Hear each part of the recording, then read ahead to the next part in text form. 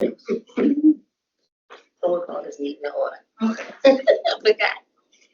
Upon activation and mercy among criminal, all persons shall use please exit from 20 February to 18 the when you elevators or escalators at the exiting the building, proceed down Ninth Street and into the assembly area located on the former public safety building parking lot. Any persons who is a daily inherent place in the Thank you. Again, welcome. So we wanted to just kind of bring everybody together. It's so interesting because I guess the mayor was on the same wavelength of saying it's been 6 months.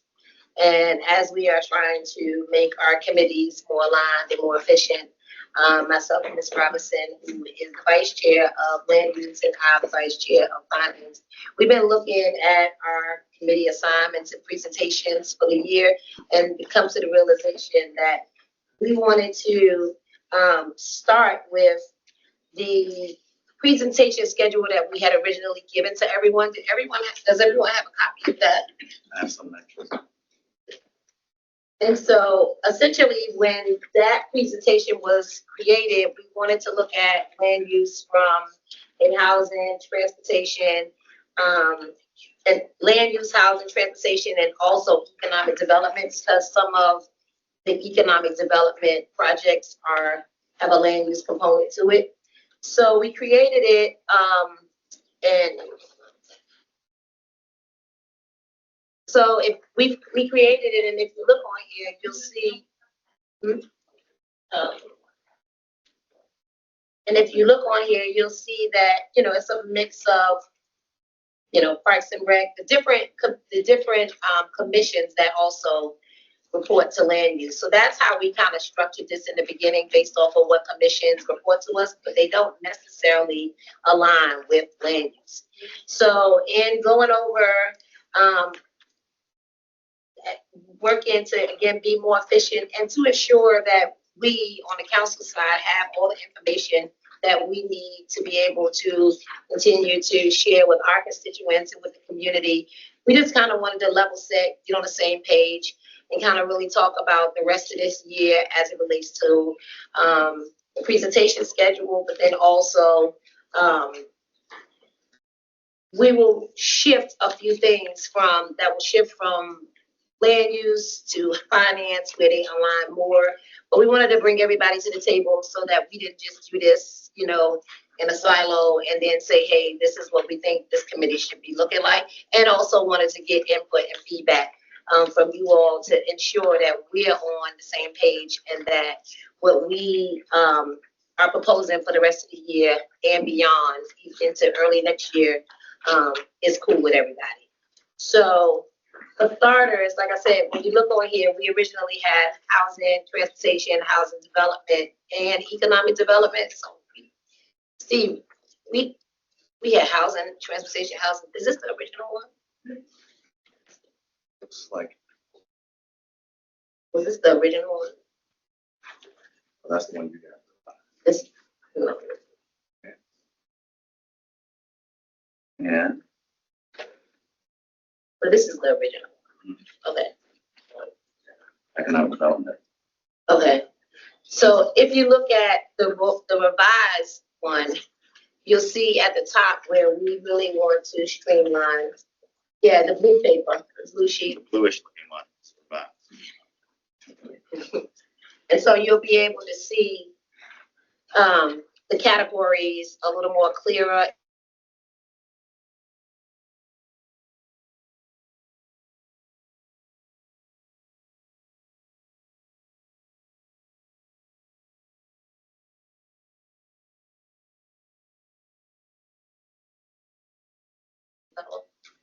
Okay, a lot of times what'll happen is we'll get papers that come through the committee and they don't necessarily address what we're actually responding to. So when we get a presentation on, let's just say, affordable housing, but it doesn't align with how many developments are in progress. It doesn't necessarily align with, transportation. So we want to be able to start as we move forward when we have a particular, if it's under housing, specifically addressing the housing plan, the housing trust, Maggie Walker Land Trust, homeless plan.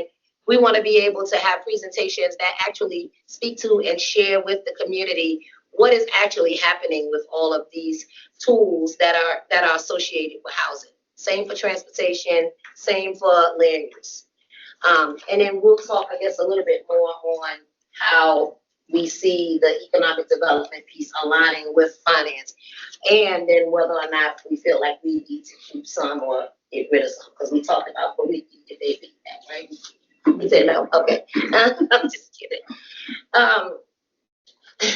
So for start, yeah, I think we want to maybe start with housing. So that could be you all, and really want to just talk through, how you all see your department aligning more with land use, and how would we be able to set goals around these topics that exist under this housing portfolio. So we wanted to kind of just, You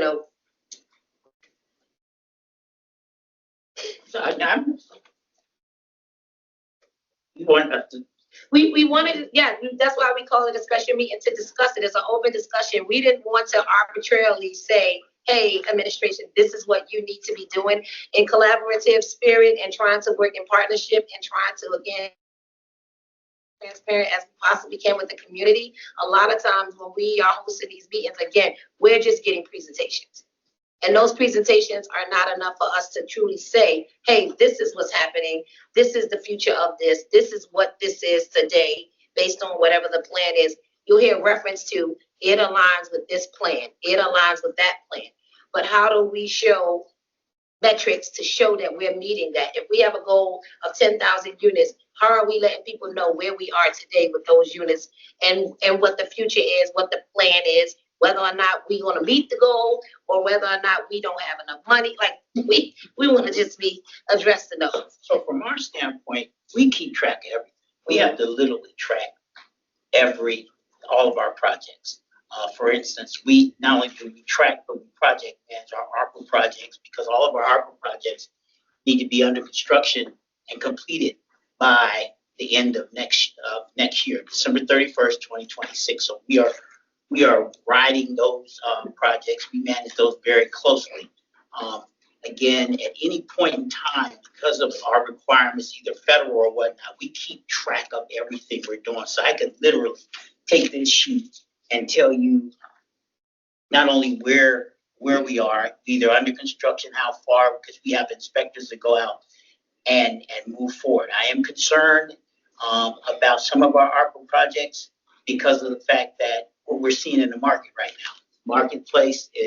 What we're seeing in the market is, number one, there's some headwinds that we're seeing.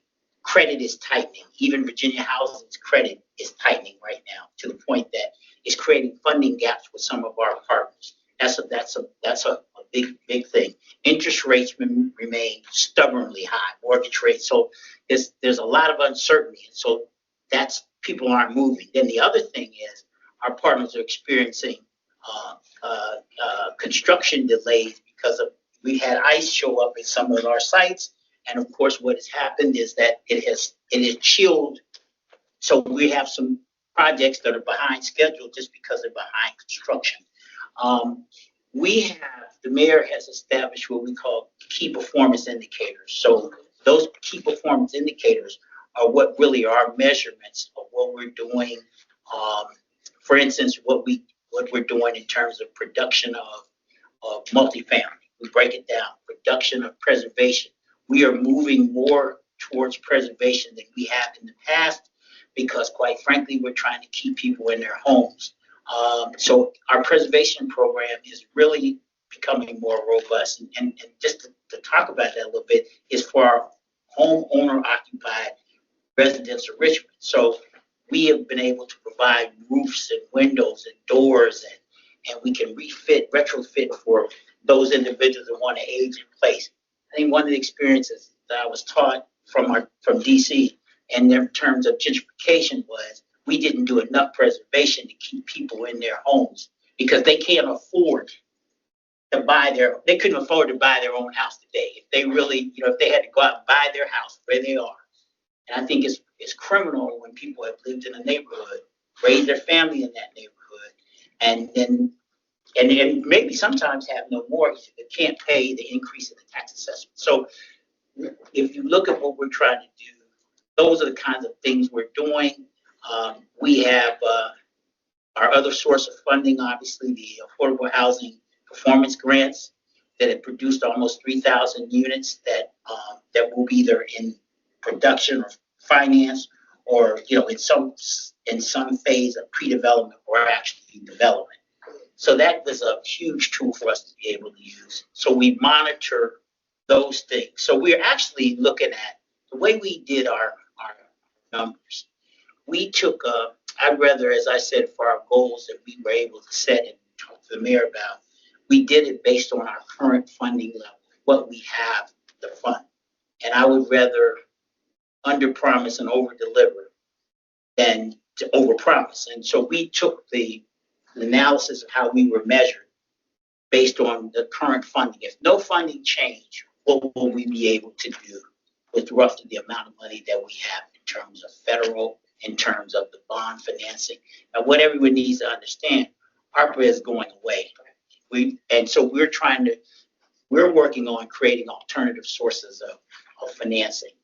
Some things that maybe the city hasn't done in the past. For example, we're looking at how do we take some of this surplus property and we do a strategic disposition of it to create affordable housing and also funding for a revolving loan fund that would allow us to continue to invest in affordable housing.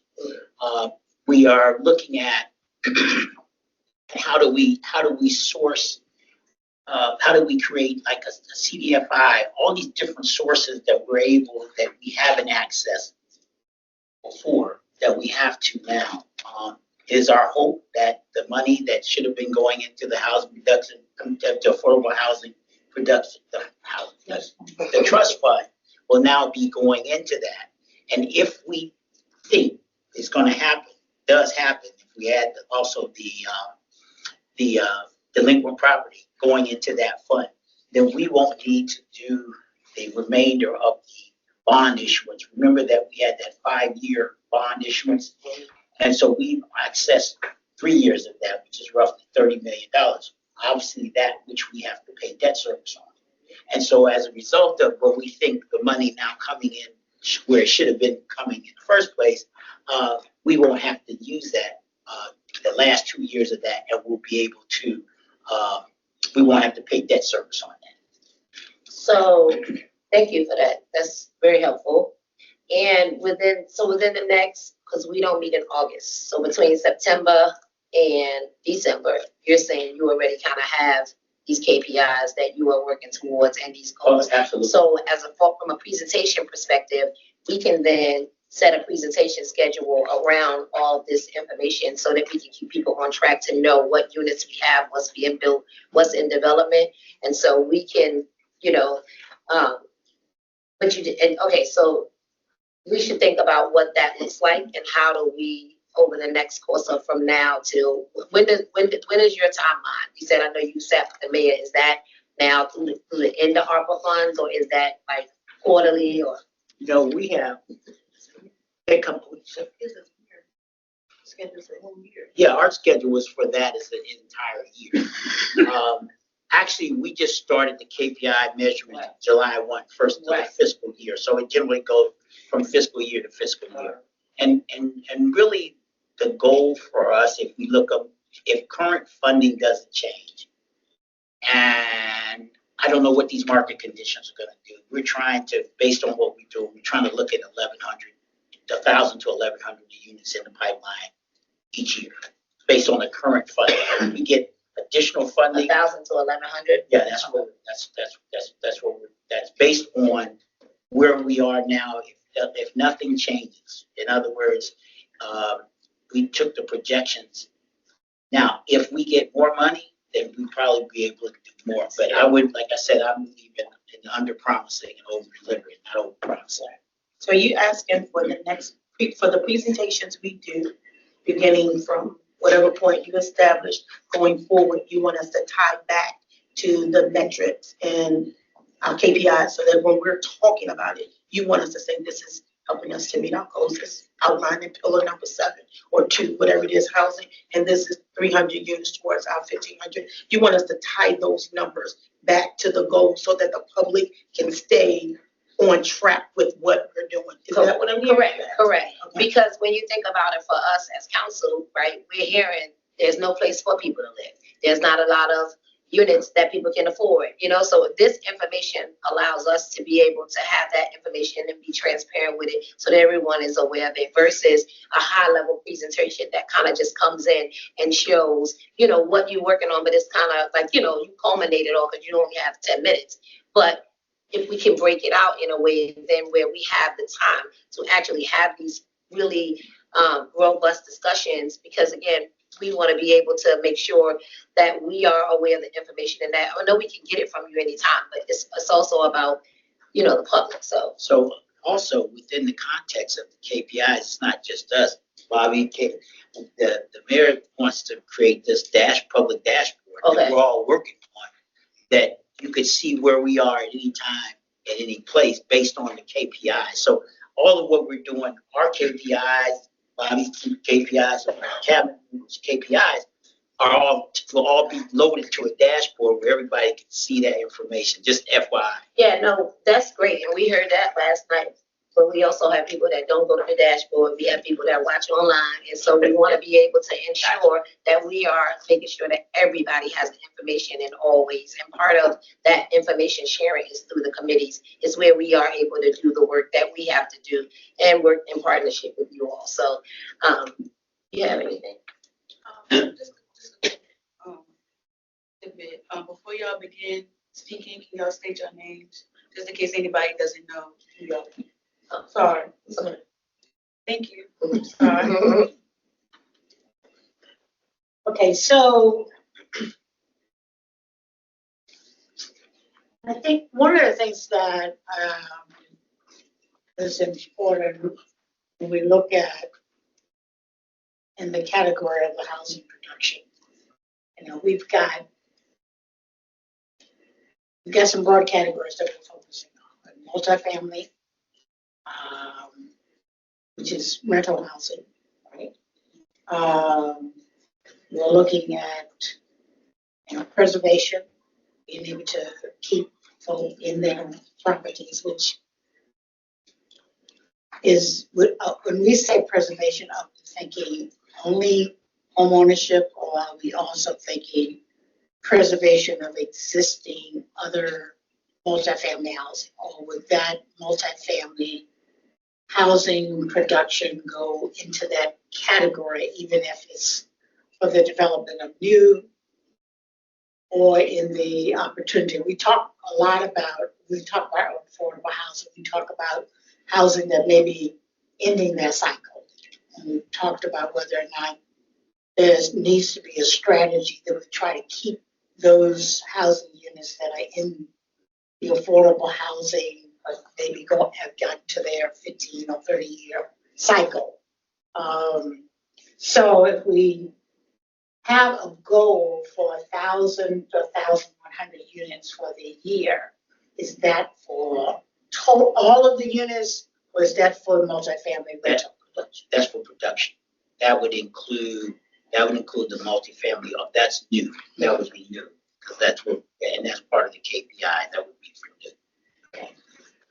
So for preservation, is there a goal for that? And is it for those two options that I mentioned, the existing affordable house that may be multifamily, or is it preservation for homeowners? Primarily right now is primarily for homeowner occupancy. Occupants. So already, Right. Yeah, you're right. We broke it down. It's Is very there simple. a goal for Each the one. preservation for the homeownership for Yes. existing owners? Yes. You got a multifamily preservation, you got a single family occupied preservation, and we track both of them separately. You have new construction, single family, home ownership for purchase, new construction, multifamily rental, and we track them separate. So there's 4 tracking of multifamily, 2, one is rental, one is new, one is The same thing for single family. One is new and one is preservation. So you said that 1,100 units, that's new multifamily, that's new multifamily primarily, right? Are there goals specifically for the other categories? Yes. Okay, so we can get Yes. that information so that when we are looking at our housing out, the city's providing affordable housing, period, okay? Those different categories of housing is the strategy that we are using. And we'll say in 1,100 for new multifamily, we're saying X number for existing homeowners, we're saying, which is preservation. We are saying X number of new single family, right? And we're saying preservation of existing multifamily. And there are goals for each one of those For each one categories. of those. So when we are reporting out, we're looking at what is are there other goals that we're trying to achieve beyond units, number of units across the board? Such as, we talk a lot about, which we don't have a lot of policy that help us in that line of questioning, but we talk about doing more inclusive housing throughout the city. So we don't want to, there are some concerns right now that we're doing a lot of new production of affordable housing, multifamily housing.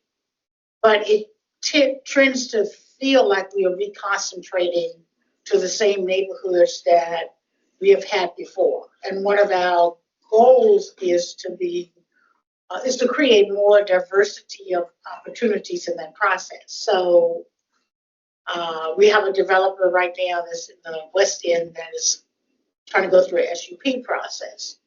And so I've challenged him as to whether or not we could figure out a way to include percentage of those units to be affordable. Now, affordable at what level? Of course, a lot of things factor into that. So we may not be able to do affordable because of land prices and all of those things at a certain level, but we should be able to, if we want inclusive housing opportunities in the city, if that is a goal. I'm not saying it is or it isn't a goal as far as you all are concerned. And I guess that's the question I'm asking. If this council's policy is inclusiveness, then how do we incorporate that into the strategies of development? So I think that if you look at the KPIs, we are measuring the production because we have a housing crisis, trying to create as much housing, affordable housing as possible. But to your point, I think that as we look and tailor some of our programs to look at particularly mixed income, from a background where there's a lot of mixed income, and that's how you end up putting developers in different parts of the different city council people. So it doesn't concentrate. The one thing I will say in all fairness is that that's where the available land is. It's the most cheapest land. So you're going to see more moving towards the south side because it's the last frontier. That really is the what you see in south side. But I think that we have looked at some of our policies saying, as we look to develop some of these surplus parcels in these other council areas, we can tailor some of our assistance and programs to help incentivize development in those wards you're talking about, Councilwoman. Because we are aware of that, and I'm a big proponent of not having reconcentration of poverty. That's not going to happen.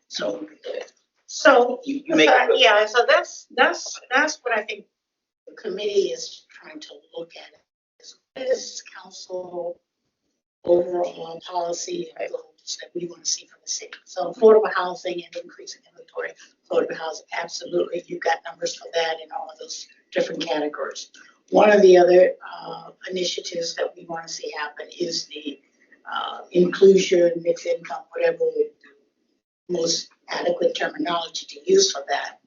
But certainly providing opportunities for families that within those income levels of affordability, whether it's from 0 to 150. I mean, we may have to make policy decision that says in order to create more diversity of affordable housing opportunities in some sectors of the city to integrate, to get it in there, surplus land is one of the options, because that's a big asset that we can bring to the table to help decrease the cost in certain neighborhoods. But having a goal of trying to achieve that is what I'm saying, that if there was some goal strategy that we were fighting for, then that would at least give us an opportunity to measure that. And we actually will do that. We have it. Okay, we have it, but I will also suggest that in order to do that, we're gonna have to change the mentality that 0 to 120% of AMI is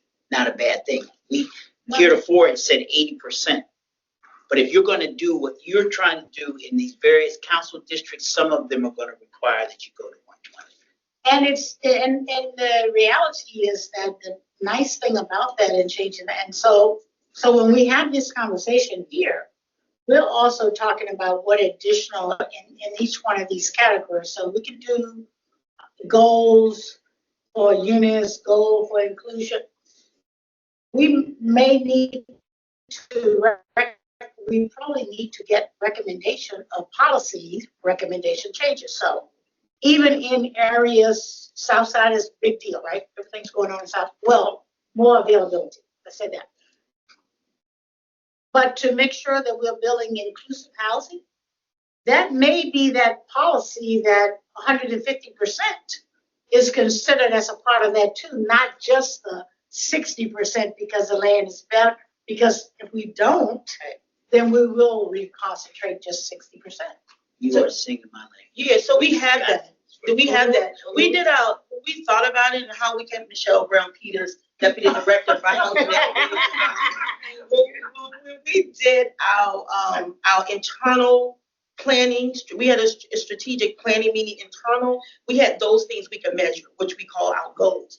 Then we have a strategy, which you're talking about a strategy for us, because right now we can't measure it. But that's part of the expansion of the funding sources. We have that listed as a priority of what we're doing, broadening the spectrum of affordability. But that's more of a strategy right now, because what you just said, Councilwoman Robertson, we have to change some policies. Because right now, the only flexible monies we have is bond money.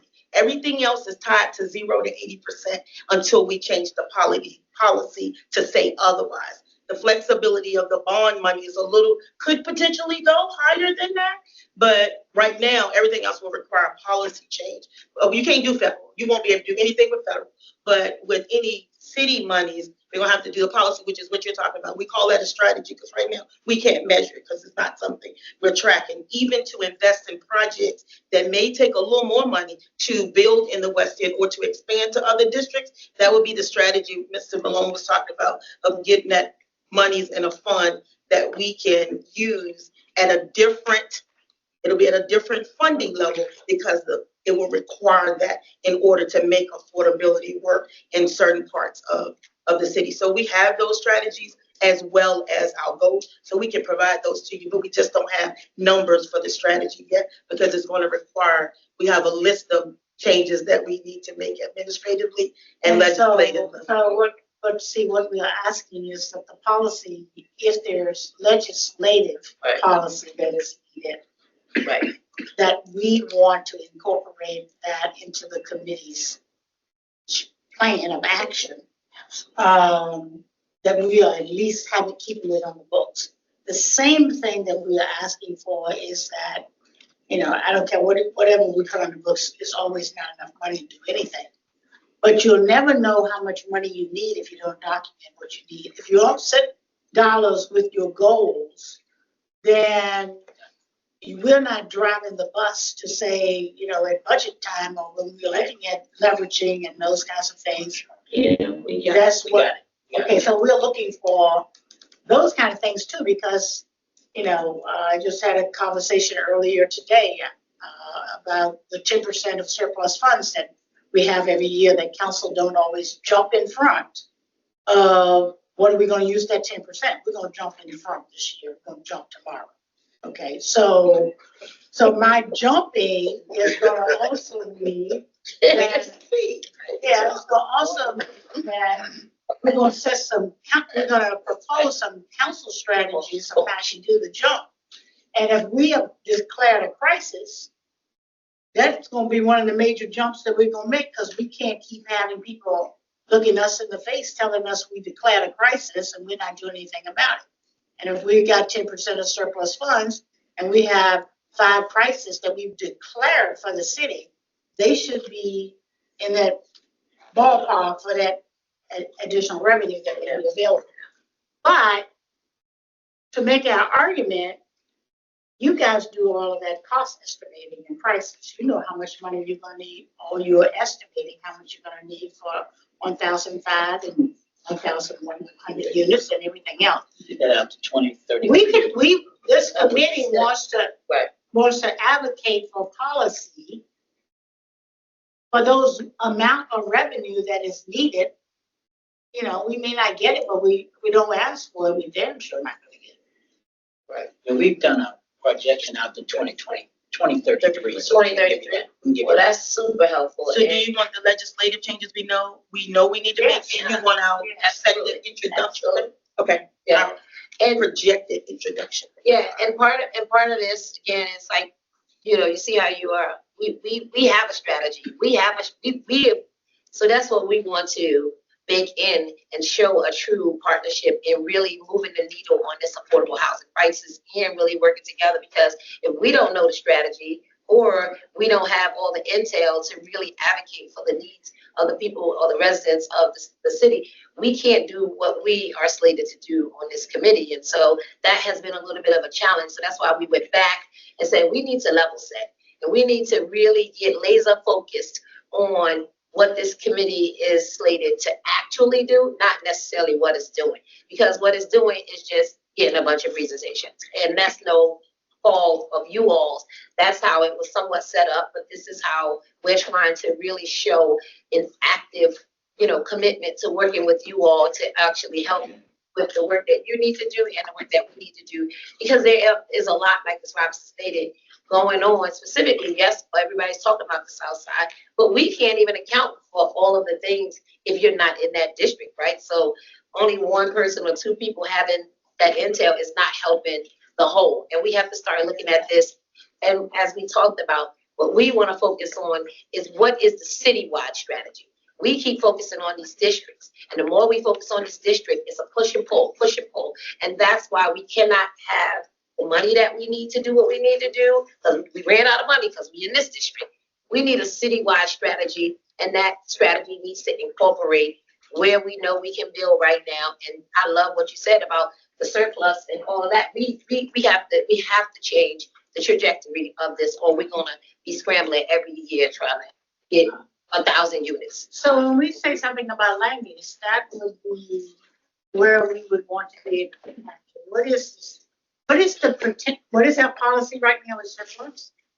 What is the potential, what opportunity exists? If we know what opportunity exists, we set some thresholds of what we want to acquire for those reasons or so forth, then that would fall into that land use category. One other question that I have to ask before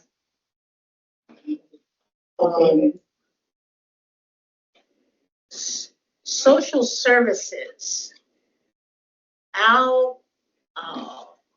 human services and something committee Oh, education and human services. tend to pick up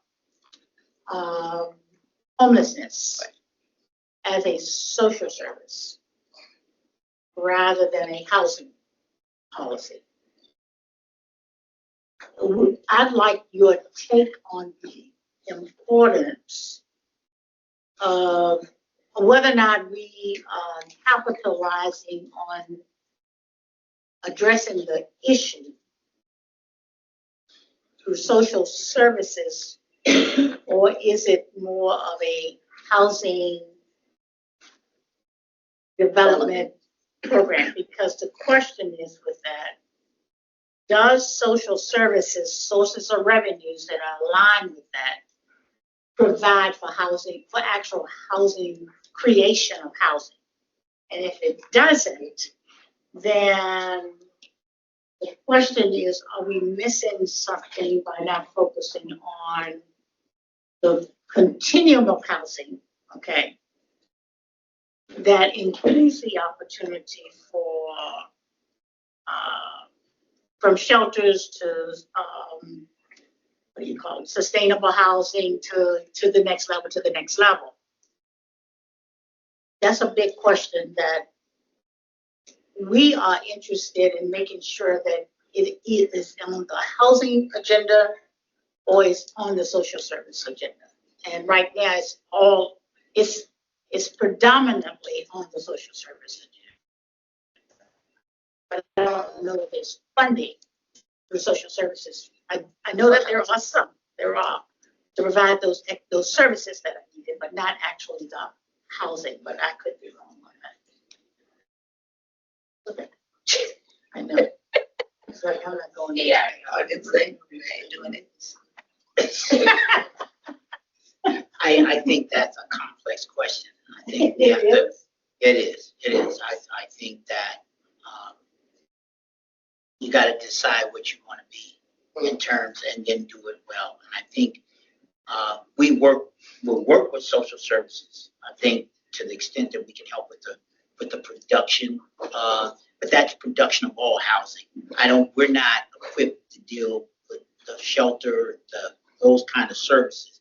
I think if you ask me, could we create a building or something of that nature? What we've done in the past,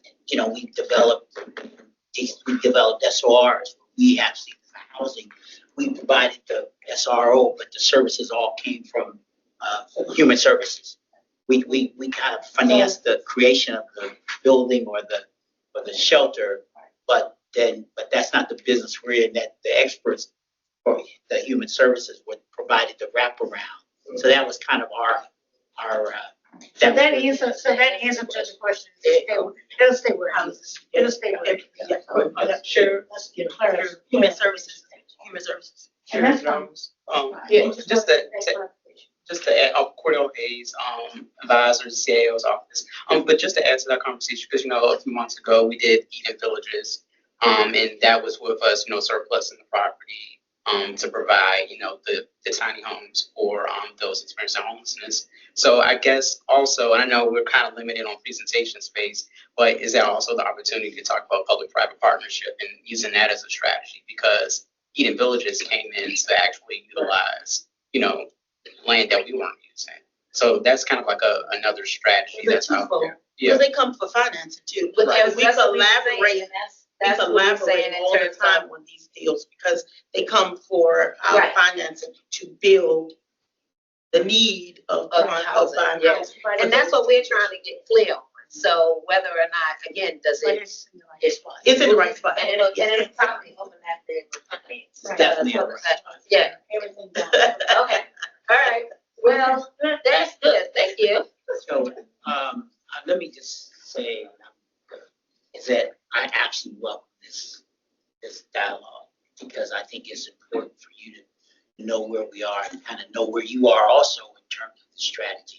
I'm really encouraged by this because there are some things that we will be bringing to you in order to talk about. For instance, right now, our surplus property, whether, we sell, dispose, create affordability, anything that comes out of that goes back in the general fund. And that really should go into a housing fund so that we can continue to just keep moving.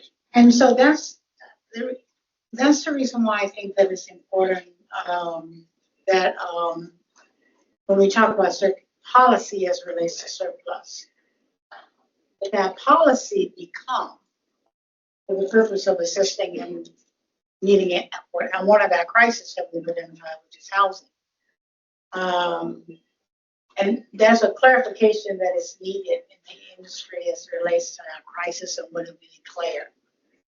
Question is, do we declare affordable housing crisis or do we declare a housing crisis? Because most of the SUPs that are coming to the planning commission right now for SUP for housing, to meet a housing crisis is not affordable housing. but is housing in general. And the argument is made that if you're going to meet your housing needs, you got to build the whole spectrum. You can't just you don't build that moderate high income house. That population is not going, so it's a continuum, and I get that. Yeah. It troubles me though when I only get SUPs and the presenters saying we're having a housing crisis, so I'm building a house for $700 million. Right, So we right, can, right. I'm exaggerating, not No, you 700, ain't. 700,000. And because the city has a housing crisis. Well, I mean, it's a fair argument, but it's not the crisis that we declared. We declared a housing crisis.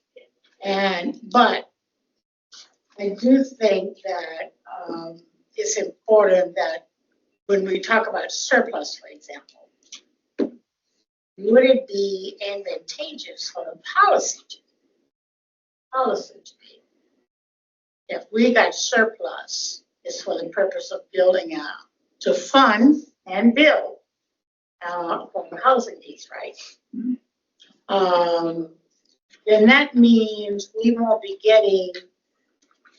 putting surplus land out there. So we got a surplus piece of land, it's not big enough to go a house on, right? Right, okay. When you do that kind of policy where we're doing surplus disposition, we have a right to demand 20% minimum, 30% affordable.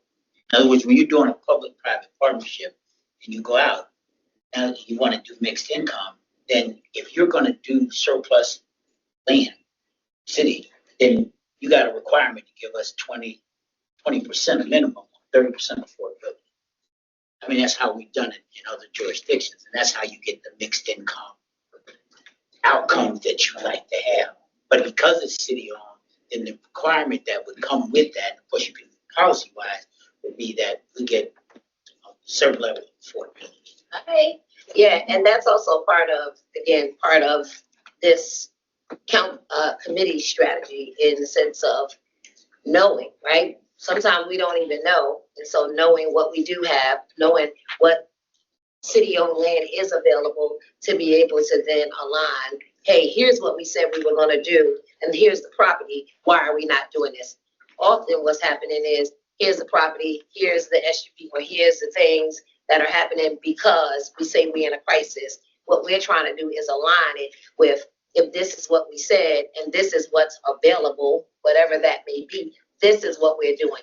Right now, it's kind of like we going backwards in a sense, and we're trying to catch up and trying to really align with what we say we are going to do, which is build housing and affordable housing. And we just can't keep dangling it and saying we want to be aligned together with you all and making sure that when we say it, we can actually point to it where it's being done and not just the current model that we have that is just, the ones you named, but then also the ones that, as Ms. Robinson said, come through the SUPs. And so we definitely thank y'all for this conversation and for just really being open to what we're trying to do as a committee to, again, support and align. And that's what this is all about. So that being said, Mr. Vincent, you up next. And hopefully we've had enough of, discussion to kind of, jump in and just get a sense of where we're trying to go, which is one, the focal point of this committee is housing. And then what are the needs that go along with housing, and transportation is one of them. And that's kind of your wheelhouse.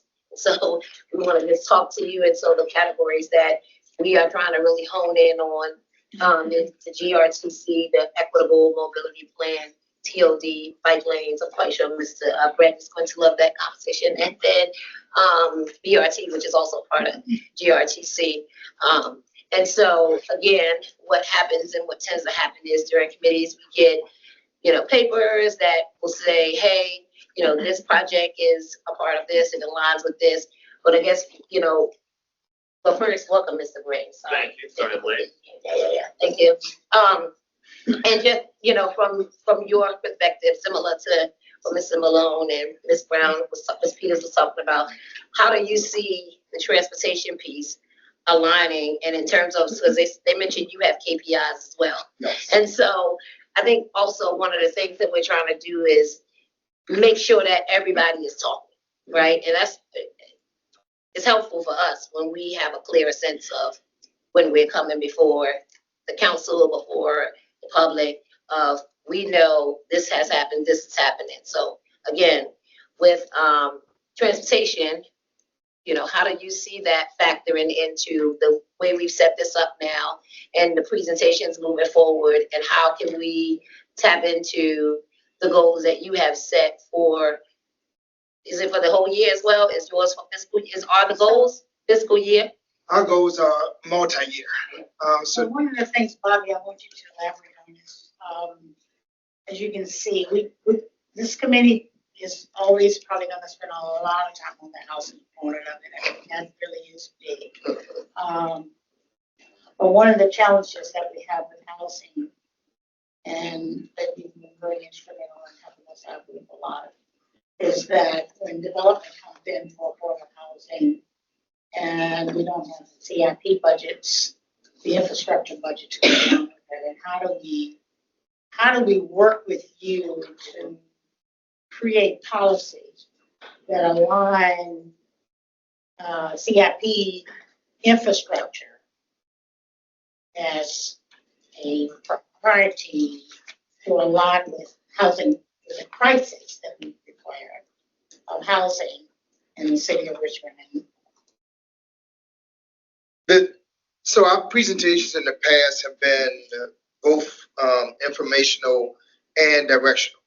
Directional in terms of coming from projects that Ms. Ebert and Mary Malone bring towards the city. Because a lot of our projects, because they take longer to fund, and their projects can literally just come out of the sky. Somebody wants to develop here. Nobody knew that somebody wanted to develop here, even though it was a vacant lot, or it may have been a Home Depot or whatever it used to be. Now somebody wants to make it something else. So what we have is, and what we've been trying to do, is to work with them with our pocket of money that we have that we can utilize but it can only be utilized within the public right of way. So the projects that we have that are funded oftentimes come to us. Right now we have about $700 million in the 6-year improvement plan. But all $700 million obviously is within the public right of way. The good thing is that 90% of it or more is coming from grants. So we only have to match it with about 10% coming from our GO bonds. So that's the good news. The bad news is we know exactly where those dollars can be spent. Most of it. What we've been doing is making it more of a generic bucket of money in terms of traffic calming, streetscapes, bridges. Those projects are exact. It's Broad Street, $10 million. That's the only place you'll be able to spend it. But when we're doing signalization projects, when we're doing paving, when we're doing sidewalks, all of that money is fluid. All of those projects can be moved from here to there to there. And so that's the reason why we're able to match some of the projects that they bring, and then we're able to do infrastructure projects in kind. We're also able to utilize some of DPU's money for when they do the final restoration efforts, in order to add that money to the pot to pave a street or to put in curb and gutter for after they put in their gas, water, or sewer utilities. So doing stuff like that and intertwining that money into our pot of money, I think will continue to help us. But it only helps us keep in mind on private property. And it does, public property. It doesn't help us when somebody's developing an apartment complex or a multi-story building downtown Richmond. It gets a little bit more difficult for us to help out with regards to the infrastructure. So question, the new revenue that we're currently getting now from our regional transit Yes, ma'am. dollars, there's a local allocation. Mhm. And how is that, what flexibility we have with that money? What kind of money are we talking about? And is it restricted as to how we can spend that? Or whether or not we can tie that into TOD or other affordable housing developments for infrastructure in the public sector. Right now, these, the CDTA local funds is, coming in at about 18 million a year. And 5 million of that off the bat goes towards paving. Because we paving, we geo-bond 10 million for paving, and we use 5 million from CBTA local for paving in order to make up the $15 million worth of paving that is done with the city each year through the capital improvement program. The other 5 to 6 million comes from DPU projects. That's why we're able to do about 20 million in paving annually. Now, the other $13 million is distributed between sidewalk projects, which are fluid, some traffic calming, which is also fluid, and then we have gotten a little bit leery with regards to spending some of the balance, because some of the balance is going towards some of those projects that have cost overruns, such as Jenk Road, or such as Forest Hill, or such as a major streetscape project where the city received, say for instance, $15 million based on 2020 engineering estimates. By the time it goes out and we receive the final bids, then that $20 million project is worth $23 million. So instead of going back to the city to ask for geo bonds for that $3 million, we take that $3 million out of the CBTA local. So we have about 6 to 7 million that we can wind up playing with each year to be able to move, that we don't know where it's going to land, but we know it's going to land within the public right of way throughout the city. Can we prioritize that for housing? For affordable housing, to address our affordable housing crisis? Only in the public right of way. Like supporting We know that. infrastructure. So We know that. Yeah. That's clear. Yeah, only in the public right of way, and I would not want to do the entire 67 million due to the fact that that money is spent like that. Now, we do get to carry that money over, but the reason why we've been able to increase the amount of sidewalk work that we've been doing, increase the amount of traffic calming that we've been doing, and installing bike lanes on our paving projects is utilizing that money, and we utilize that money within 30 days of saying, let's spend that money. Instead of having that money tied up, waiting for somebody to make a decision back on private property, I would rather use the next round of dollars to be able to do that, if that makes sense. So in other words, in July, I don't want to say that we have a project that's on the books that we're going to be discussing in December, and hopefully we hit the ground running with it the following April, but I've held that $2.5 million for an entire fiscal year. So what we would need for infrastructure for housing development, you guys help me out with this. We would not actually be utilizing that money until the last phase of construction. Correct. So we will know 2 years, 3 years in advance, right? Because that's about the length of time that most of the development from start to finish before it gets to close. Steve, for example. So, what we would ask for this year would be based on knowing that that's going to be implemented this year, not, in the planning stages and all that kind of stuff. So we would be able to do that CIP projected stuff three years out down the road, because that's how the production takes place. And $3 million in CBTA local funds for infrastructure around that type of work would not be a problem at all. Okay. Yeah, that wouldn't be a problem at all. Like I said, it's not, yeah. Just keep in mind that as long as it's in the public right of way, number one. Yeah, know Yeah, and number two, we don't want to utilize it for funding to offset what we would generally get the developer to do. Perfect example, Sneed Road Apartments. They're building an apartment complex, and this right here is Broad Rocks. Here's the apartment complex. Here's the school. Right now, there's no sidewalks. The developer is going to put in sidewalks between the school and the development. Public Works can now come in and put in sidewalks between Broad Rock and the development. Well, we can write the policy to ask the developer to play a role in that process. I mean, we can put some provisions in, not locked down, because each development is different. But the fact that we know what that need is gonna be, minimum of 2 years or 3 years out, so we can program that into the CIP for the use of those sorts of funds, for that purpose.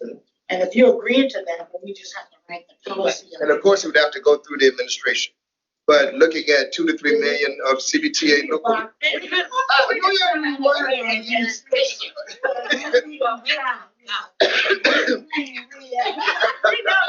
You see where we going with this? Telling you right there. Sharon, you need to put your hand up higher, Sharon, higher. Put that thing up higher. One finger.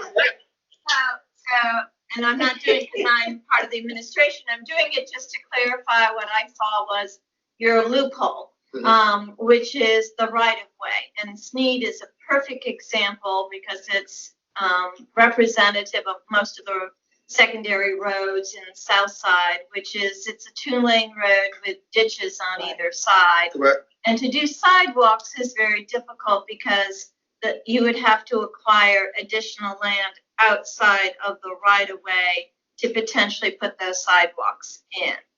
And so when you say, as long as it's inside of the right of way, you know, it's obviously not an issue. But if you have to do acquisition, then what? Once you do acquisition, it becomes public. Correct. So we do land acquisition, like for instance, we're doing land acquisition work utilizing state dollars on Hall Street. And Bonnie helped us out with that. That was a very trying process because people were literally asking for $10,000 for $1,000 worth of property. This is eminent domain. When you say Well, I Not don't, quite eminent domain. We negotiated. It is eminent It is eminent domain, but we're not taking it. Yeah, I mean, there's We're only. paying for it. that's what eminent domain means. Well, Yeah, we can also take land. You still have to pay it. Yeah, it's a private. either way you takeover. pay for it, Yeah. it's better to negotiate than go through eminent domain. The attorneys get very rich when you do eminent domain. But so if I understand you, just so I'm understanding correctly, it might mean that you have to acquire additional right of way, but as long as the work will still be in the public right of way when the sidewalks are built. Those funds are eligible.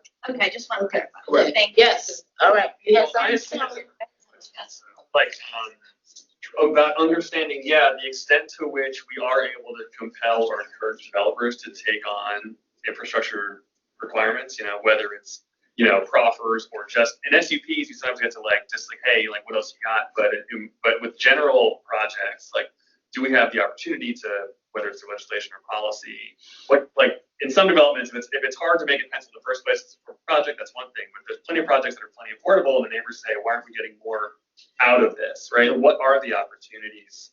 How much room do we have? Is it discretion of the administration? Is it a legislative question to encourage or more investment in our public infrastructure from the private developers? Some of it happens with what our current setbacks are. Scott's Addition is a perfect example.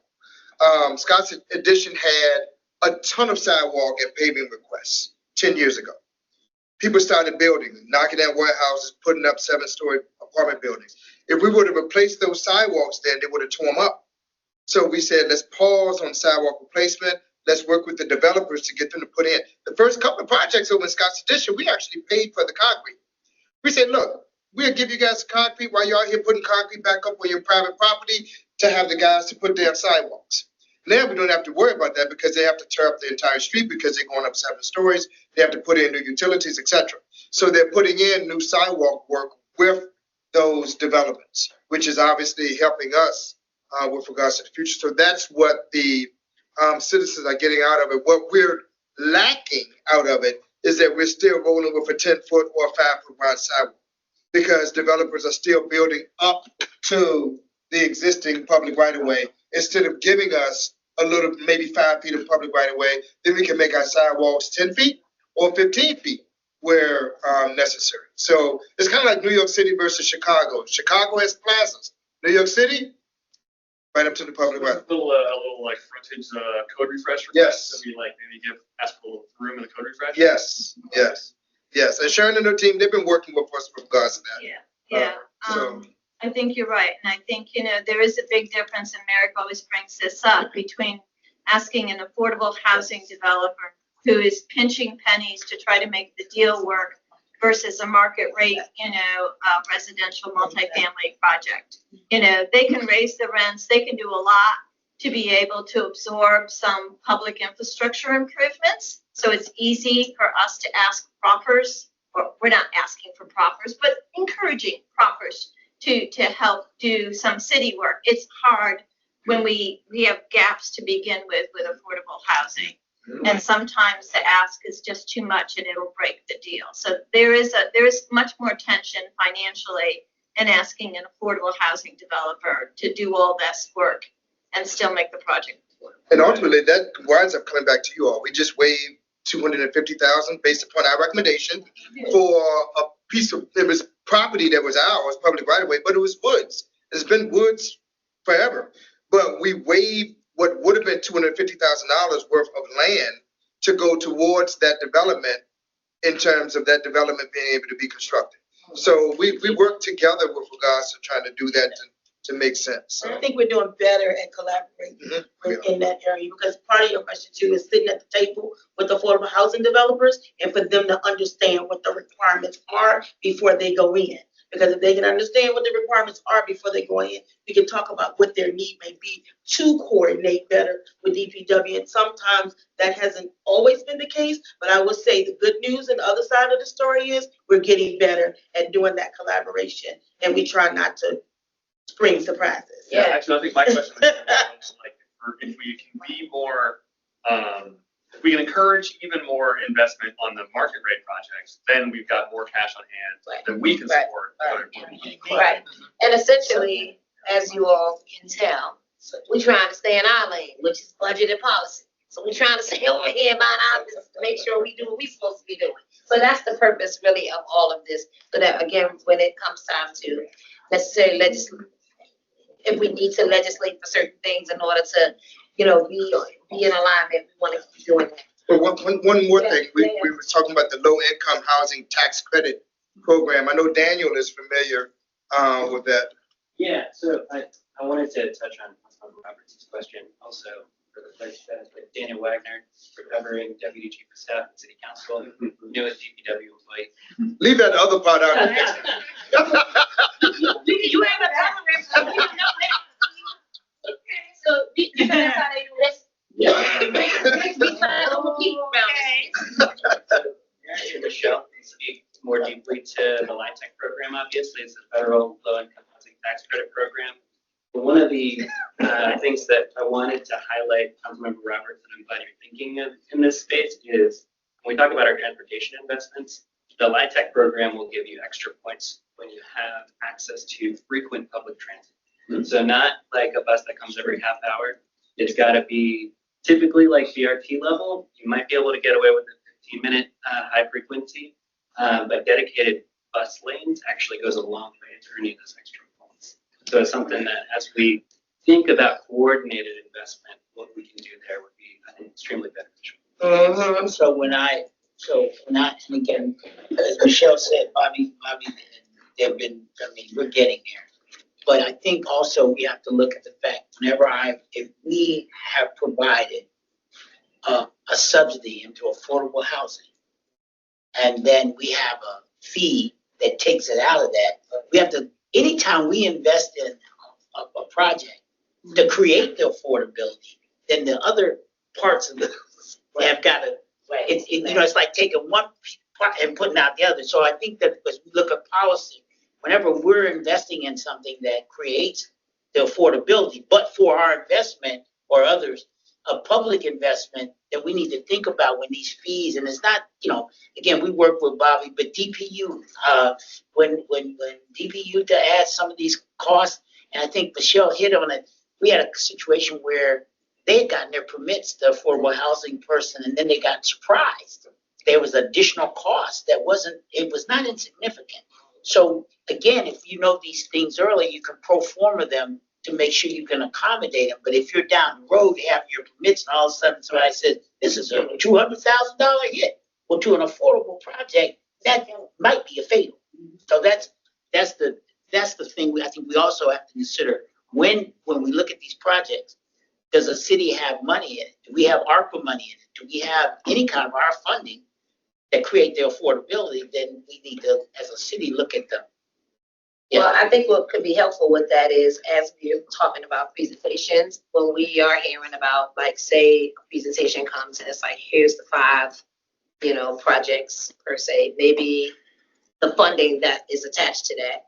A lot of times, again, it's not till you get into a said district that then when you're discussing the nature of the neighborhood that those fees sometimes come up. So the best way to mitigate that is to know it in advance and to know when these projects are actually affordable or whatever coming online, so that those questions can be asked at the front end, or to your point, like have a policy in place that says if X, Y, and Z is to be, used to bring this project online, then we can't come in after the fact and say, we also need you to do this. It needs to be a project that's looked at from a holistic approach.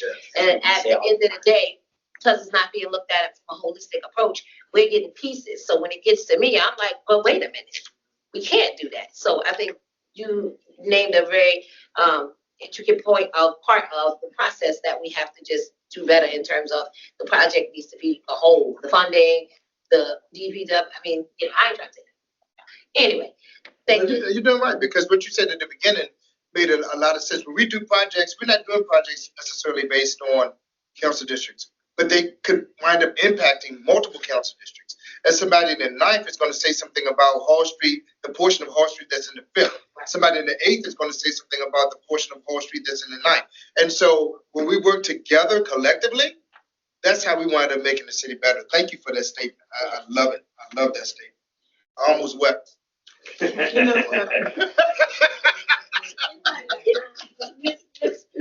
Bieber, we're gonna let him go ahead. So we can stay on time. The last part of, you had something. When you mentioned about policy, I think we probably need to add a different category over here. Okay. Well, that says legislation and policy as well, although we don't miss out on that. Second, as when we say to that, there are lots of policies that are in the process of being done right now. I mean, we have this master plan, 300 master plan, that got a super award for a great job of engagement and everything. For us to come back after it adopted and everything and say, oh, what happened to the public housing communities? Why weren't they included in our master plan? Which created a little bit of discomfort, but recognizing that it was a major oversight and that we fixed it. So we have some other major policies that are being done right now. You mentioned the zoning refresh. That is a huge policy. But I'm not comfortable that our committee is looking at it from a perspective of how it's going to impact housing development or other land use policies that could really create an issue. I mean, we had several residents that come down yesterday, and they were complaining about a special use permit that's actually going on 2 lots, because it was 2 different addresses, which they can build 2 houses anyway. But the developer wanted to add in a 3rd house, and the neighborhood was going crazy. They were like, no, there's too many houses on these 2 lots. And the developer made it very clear, we have the right to do 2. We're just asking for 1 additional one. But when we look at the zoning, zoning refresh, I have 1 parcel in Highland Park that is 1 single family house on it. It looked like it could have easily have had 3 on it if you look at the size of the lot, right? So we've eliminated any size of lots as a condition for zoning. No, I don't think so. I think Width is there's still still there. minimum. Their lot width is still mostly 25 Yeah, foot yeah, width. yeah. So that you can fit, and I thought maybe it was a little smaller than that. Okay. Also, you have director of finance. Yeah, oh, there we go. I was Yeah, gonna what? say, where's Kevin? So Right here. you eliminated something as it relates to lot size, something, I don't, maybe I'm getting the wrong language. What is it, Kevin? He's not paying attention. He raised his hand. I think he's Yeah, mad. can you get in, Hi. Kevin? Can you hear me all right? Yes. I just had to get permission to enter the chat. So what we're looking at now is a variety. We are moving away in the residential districts from minimum lot sizes to minimum lot widths. And so as proposed right now in the detached categories where meaning, right, your structure can't touch an adjacent structure, it has to be standalone. We're going to 3 categories, and actually, you know what? I probably can just let me share here. Let's see. Well, technically 4: residential cottage, RDA, RDB, and RDC, right? So these are all detached. And so it's going to be lot widths of 90 feet, 50 feet, and 25 feet. And then as you get into the attached districts, that's where the lot widths disappear. And so there's low, which allows for 2 units, medium, which allows for 6 units, and high, which allows for 12 units.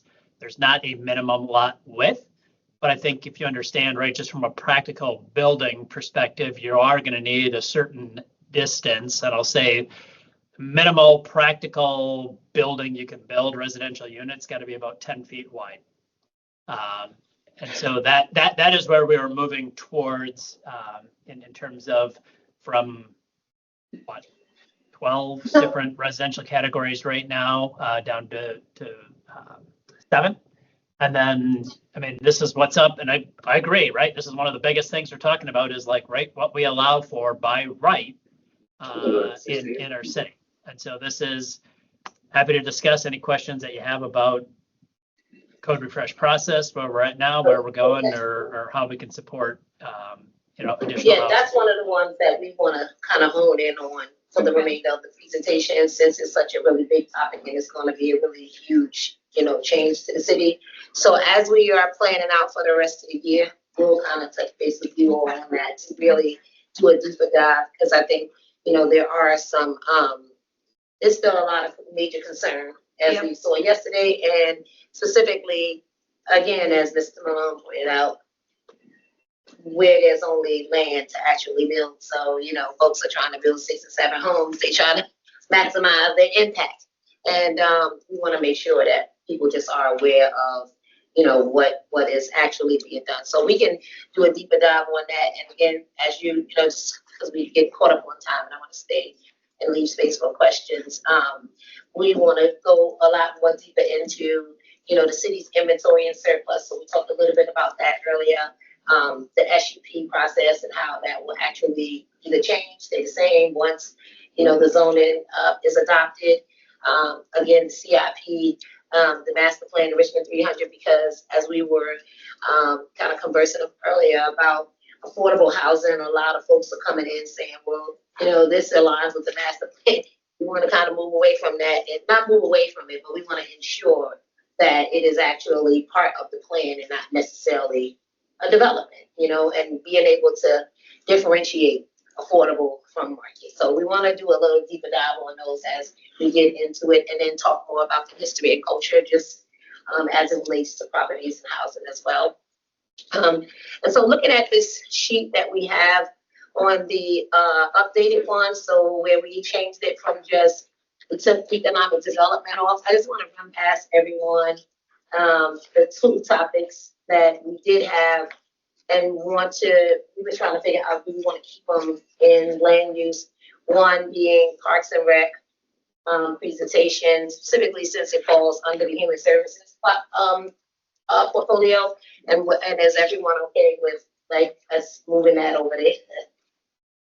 But you know why we had Parks and Rec I think for all of these that were under economic development, the thing I wanted to make sure everyone understood was that the approach we had in working on this initially was that the land use committee addresses things as far as the property itself and or the structure that the city would own on that property.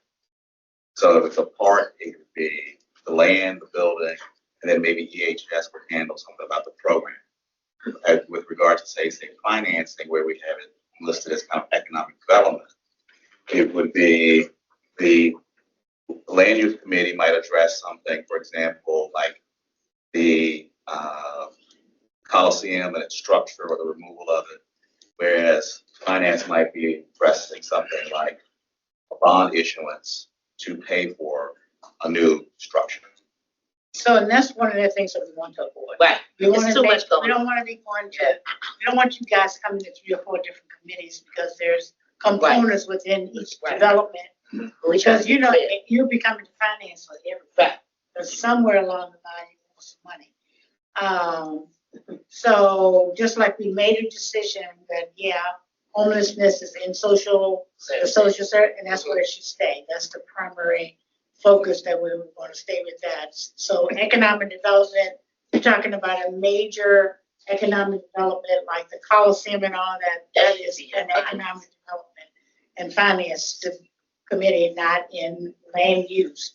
Land use can weigh in on anything. I mean, but we're trying to keep the dominance of the thing into the right category. So, and so a lot of what we had in economic development. So at Parks and Rec, I mean, there's facilities. Those are city facilities, and we have a governmental ops committee that deals with city facilities and so forth. I don't know that it goes there, but basically those are city-owned buildings and property. So seems like to me that fits more into community city facilities than it does into land use, because, you know, I just think that's where so we're trying to get that stuff out of economic development under land use. So maybe If it goes into finance and economic development. That's if you want to keep it. I mean, we were working on some of these items that come up. Well, So I'm just gonna say as chair, that it was a lot of this stuff on these papers that was doing a whole lot. And it's too many hands in the pot, and we need to leave stuff where it belongs so we can focus our energy on what this committee is supposed to do. Housing, land use, and transportation. Community centers, send them on over there to Parks and Rec. Cause we be scrambling everybody, we be trying, it's too much. And then I did want to point out to you as far as the way, I think that we did bite off more than we could chew on these presentations. Next month is looking like you might have 4 as you move some, and that doesn't count when you have situations like we had last meeting where you had a presentation that accompanied a paper that will help the committee make decisions that direct law provided. Yeah. So, I mean, land use has just always been sort of heavy presentation, then often heavy public attendance when there is comment on issues from the neighborhood and community people, and then of course you have this issue going on with RHA. We can talk about that. That's a question, just one. I always get myself in trouble. I've always wondered why we just didn't do presentations that informal and then use the subcommittees for questions about those presentations that were made. Because there's nothing more frustrating than you give this great presentation before 2 or 3 council people. And then the other 6 or 7 may have 12 questions. So then you wind up doing your presentation almost all over again. But if we do our presentations at informal, and then the subcommittees can be used to for questions on those presentations, I think the subcommittee would be able to pull the information out that they want to see instead of hearing it all. I think this alludes back to something that some time ago, the clerk and the then city attorney were briefing council on how these things work, the rules and that sort of thing. And they were explaining that the general proposition was that presentations would go to OD. And right, as a general proposition. Yeah. And that, maybe investigations or more greater inquiry would go to committees, but it's something that has just Kind of. Yeah. changed and Well, morphed this is a what little. we're trying to work on, Bobby, to, That's good. and again, even if we don't get it, because it would be $1 million if they went to OD, it really would. But even if we don't, the goal is to streamline and literally have the discussion in committee so that it's not a whole bunch. We're gonna start, well, I know I am, hey, if you need to send your questions beforehand so that the questions go along with the presentation, as opposed to like you present, we sent Steve 25 questions and we got to track everybody down and get the answers. We're just trying to become more efficient. So bear with us. The goal really is to make life in these committees easier for everyone, cutting down on the duplication of all these different overlaps and all these different committees, and be able to just focus on the work. So just give us a little time to.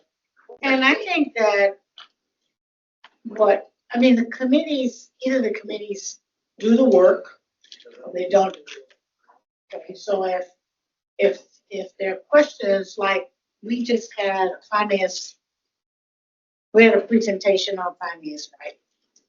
And so a lot of questions came back from all council members about what's going on in finance. And so the question was, how do we handle this? Do we go back to the full committee to answer all these questions? Or these questions that the council is asking the committee that they have appointed to handle this stuff for them, to do the work, to deal with those questions and bring that information back to the full body? Because each OD meeting, each council committee is supposed to report, okay? So if the council has asked me specifically, Ellen, I want you to figure out what's going on with this money, right? Then the committee should handle that as an assignment, right? From the full council and report back to the council. That means that you guys are still coming to the finance committee for any of those questions and answers. I think some of the distinction might have occurred with we know the council is asking the committee to report back on its findings or thoughts about a particular piece of legislation. With these presentations, the committee asked for them without necessarily the council saying, unlike that, say, one where there's this new bill asked about the culture and heritage. But normally, almost every one of these in every committee, the chair or the committee said, I would like to hear something on this topic. Mm-hmm. So you could conceivably reduce these. I would suggest that you don't have any more than 2, unless there are something, so the situation we had with Director Blanc, that he stepped in to help explain the paper and thought it might be appropriate to have a presentation to help explain the important paper. Yeah. But I think what we've just gotten 3, started off with 3 per meeting. That might work for some of the committees that aren't heavy on legislation, but it's difficult for, I think, land use planning. Okay. Yeah. So, that being said, just wanted to confirm for each of the departments, who your support person is on this committees. So Cornell, you are for the CALs Well, on land use. Well, yeah, I guess there's like 4 of us for, so I'm land use and, Jessica's finance. So we kind of divvied it up that way. And you kind of, who does your, coordination with Steve? Do you usually just do The coordination with Steve. for like presentations and over Cornell too? Okay. I call these guys. Yeah, Getting to know these people. He calls, right? Okay. Apparently too much as he's intubating it. No, I didn't say a word. I said, dog, I didn't say it. But actually, Michelle and Rachel Heitman both are my kind of contact with Steve. You can always call me. Yeah. Okay. But So I'll give you both of them, Michelle and Rachel. Yeah. We just want to make sure we have the direct go-to person, because y'all got a lot going on and we want to work directly with your people. And if it's a different You know, if it's something we really need, we'll come to you, but like, we're trying to really Okay. make sure that we keep it, you know.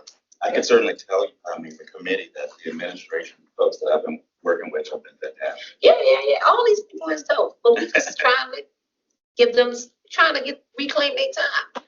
It's like, so. So the 18th though, we won't do this, right? You still want this? September? November, we're down. Oh, November. Yes, you You will. want this on it? And this one can then align based on the framework that we kind of outlined, when we first started talking. And we're on this schedule, right? One that has December as the Yep. date. Because we're not meeting for August, and then, so we'll have September, October, and November. Okay. Yeah. 'Cause there's one that has one side that says November, it stops at November, the other side it stops in December. That's people trying to make me look bad. But we wanted to leave a little time just to answer any questions, open it up for any questions. Just again, thank y'all so much for your time. I know y'all have a whole lot going on. And again, as we do deeper, we probably will be back to do this with finance just because, or we might just learn it from here and just do everything we need to do. So therefore, we try to really, again, be efficient and effective with your time and with the committee's time. And be able to, when it's at the end of the year, see progress moving.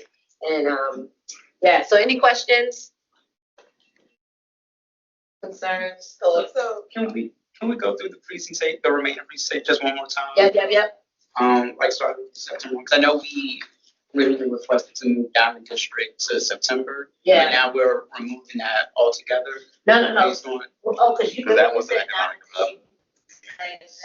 Economic development. So do you want it for? So it's gonna go to economic development. Yeah. I mean, finance, I'm sorry. Finance. Yeah. And then, we'll figure out the Parks and Rec one, whether or not that's gonna go to GovOps or not. I thought we did. You talking about the Fall Line Trail? But we got that too, 'Cause yeah. That's more, that would, Yeah, that'd be yeah. more transportation So this- until it's turned over. Yeah, so this one is staying on. We talking about, it says updates on new centers, improvements in existing centers, trails, et cetera. So GovOps probably. The Parks and Rec one in September. And then the Maggie Walker Land Trust is still on for, October. October. And then November, housing affordability and zoning code refresh updates. And I think that's pretty much So just to clarify, so Diamond District presentation is going to finance. going to finance. And what about the transit, TOD, yeah, that's staying in. Okay. Mhm. So we're not too many left. and then Fall Line Trail? Staying. Chair Jones, Right. I think we might be seeing this fall, the Jackson Ward Community Plan, based on all the conversations that we've had for Gilpin Court. You know, I've talked with Kevin and Marianne. It's in planning. Probably should have came in 2024, but the Jackson Ward Civic Association felt that the neighborhood section of that plan needed more fleshing out and more attention specifically to Second Street Okay. and its importance. Well, we happen to have space right here. Well, that's why I was just gonna say that sometime this fall, I would just, put that on your list as well as the Jackson Ward Community Plan. Jackson Ward Community Plan. And I think, We can move it to, we'll put it tentatively for September 16th. I think that's too soon. Too soon? Okay. Yeah. But I do know that they're wrapping it up. I just, I'm not sure. I don't want to put Mary Ann on the spot. Let's put it for October then. But yeah, it will be coming this way. And I think right now, given the Gilpin Court conversations, it's pertinent. Okay. so for December, there is the Reconnect Jackson Ward. Should that be updated to just include? That's what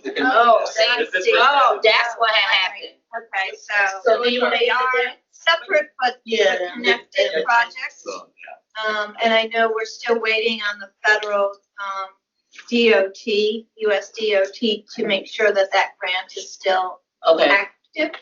Okay. So that's for December then. So just wanted to just leave it for December, and if it comes up earlier, we'll share it. Yeah, that would be Okay. fine. That would be And then the last one is this convention center growth. Is that? That can be That one's vague enough. That's economic. That's economic development, so that go to finance. Yeah, so the convention center one goes to finance as well. Yeah. Okay. And what about the East End Solar Farm? So we're getting a solar farm for. We the need to know about some landfill. sustainability, though. We do need to talk about sustainability. We can keep that one on there, because we need to ask, especially when they were talking about the trees and all that. Well, that's the, probably land. I got a big old tree because seat it's right not now. generating money per se. Huh? The, solar farm, they're trying to figure out whether it's land Is use it or. planning or actual development? It is a contract with a solar farm installator who's got community benefits, maybe it's economic development. Okay, so that's on the how we economic. separate them. If it's planning, it's Yeah. planning. Yeah. Development. It's economic. Okay, so East End Solar Farm go to finance too. You can be happy. And another question. You been right there. We get this together. We should both sing together. Oh, and then the Yes, Philip Morris acquisition, that's finance too. that would be 3 That is presentations. definitely economic Okay. development. So, yeah, the finance. Oh, my. Well, We'll have another meeting like this on finance. Okay. After I get my head together after. To shed all the stuff. Yeah.